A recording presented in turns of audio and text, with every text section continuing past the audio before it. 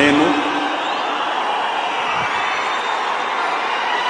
కొణిదెల పవన్ కళ్యాణ్ అనే నేను శాసనం ద్వారా నిర్మితమైన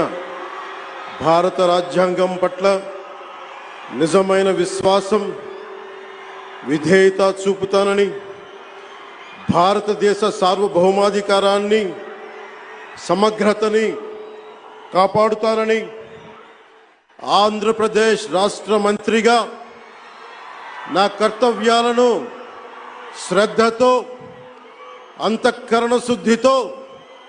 నిర్వహిస్తానని, భయం గాని పక్షపాతం గాని రాగద్వేషాలు గాని లేకుండా రాజ్యాంగాన్ని శాసనాలని అనుసరించి ప్రజలందరికీ న్యాయం చేకూరుస్తానని